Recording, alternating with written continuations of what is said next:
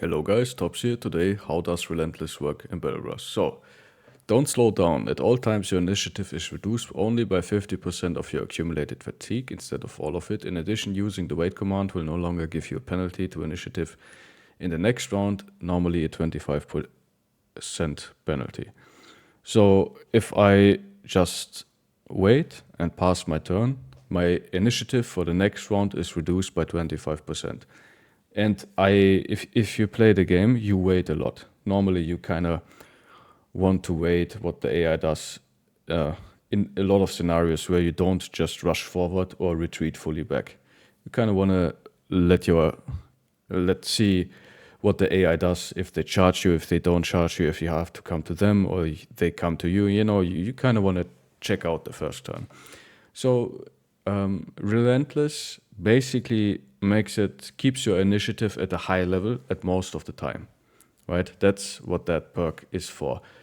And that's the only use case. If you want to have somebody who always goes first, if that's your goal. If you want to have somebody who has like a lot of initiative, like 120 plus initiative, and you want this to be true all the time. Like you want to have this guy to go always first. So stuff like Fencer, Battleforge Dodge, nimble tanks, some sword duelists or some dagger duelists who are super dodgy, high initiative, that kind of stuff. Or if you want to use overwhelm with guns or something, or sword lances, Relentless is a good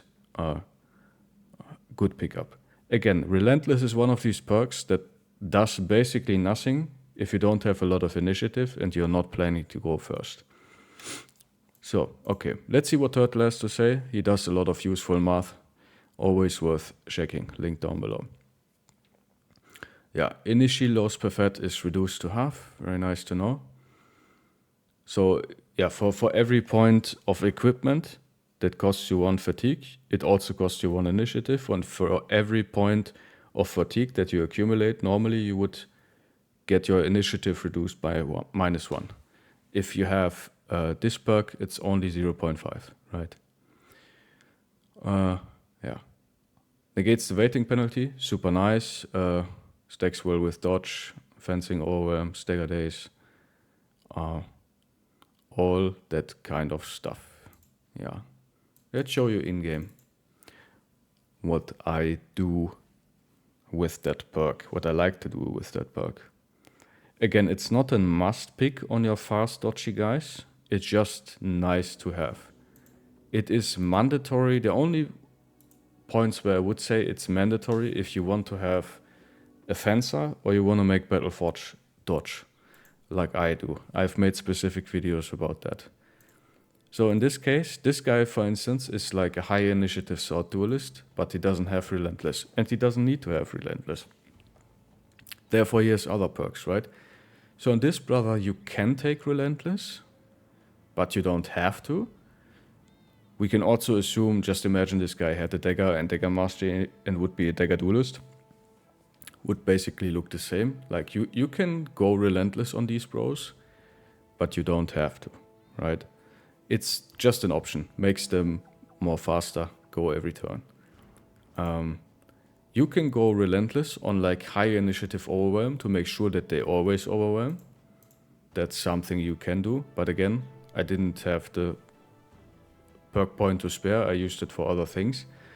And that's kind of the point. Like if you are a little bit careful with your wait command and like if you have 139 initiative, you are probably already faster than most things. And the stuff that you want to overwhelm are most of the time like the very dangerous opponents that are usually very slow or roughly slow. Like most opponents have around 100 initiative in the game. So stuff like, I don't know, stuff like Unholz, Lindworms, like they're relatively slow. Not too slow, but they're like 100 initiative. So if you have 140, even if you wait for like -25%, you should be still able to go first for the Lindworm to overwhelm them efficiently. But you have to take that in consideration and be careful with your use of the wait command if you do not have Relentless. If you have Relentless, you can wait the whole time. Doesn't matter, you will always go first. because that is negated. And from your accumulated fatigue, your initiative is never dropped. In this case, I have Battleforge Dodge and I always want to go first.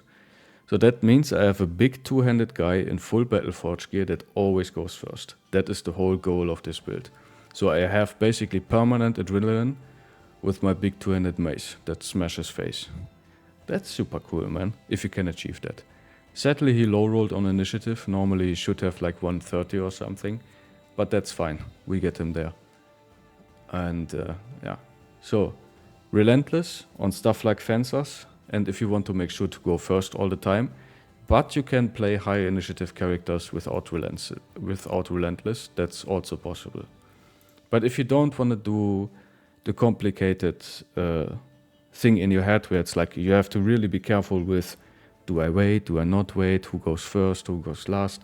If you just want to be fast all the time, level a lot of initiative, take Relentless, have fun, right? If you don't care about speed, if you play just normally, you don't have high initiative characters, or you just have like, this Battleforge guy doesn't give a fuck about initiative, so picking up a Relentless would be a complete waste on these kind of pros, right? You can do Overwhelm Archers if you want to, but yeah, it's tend to be too perk heavy for me, so I don't like it too much. Alright guys, thank you so much for watching. Please like, comment and subscribe, and I will see you in the next video. Have a nice day. Bye bye.